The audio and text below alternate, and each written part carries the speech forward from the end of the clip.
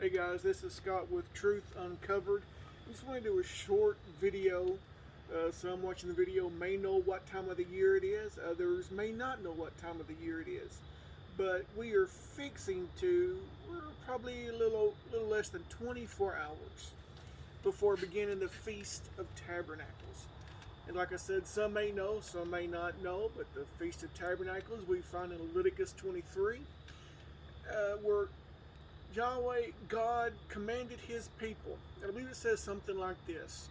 And God said to Moses, tell the children of Israel. Some versions are going to say tell the people of Israel.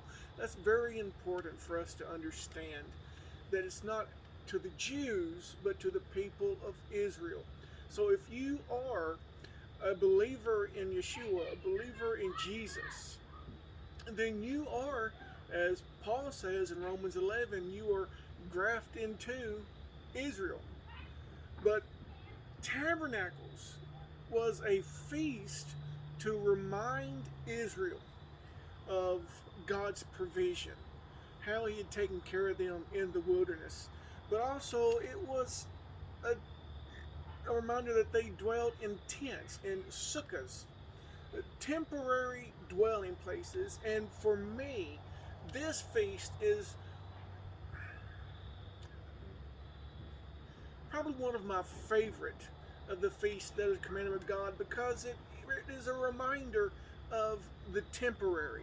It's a reminder of the promises that God gave. As Israel was dwelling in those temporary dwelling places, their minds had to be focused on there's a promise just ahead of us. God has made us promises.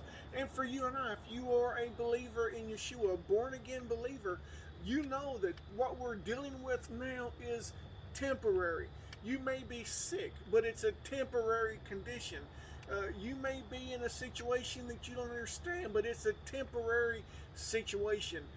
This feast is so much more. We're not going to cover everything in this video of what this feast represents, but it represents a temporary thing and a promise coming in better days ahead.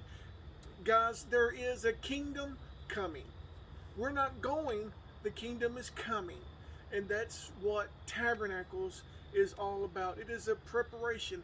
In Leviticus 23, God commanded the people of Israel to rehearse his feast days. And so beginning Friday evening, we begin the rehearsing of the Feast of Tabernacles, because we are told that we will celebrate Tabernacles in the kingdom.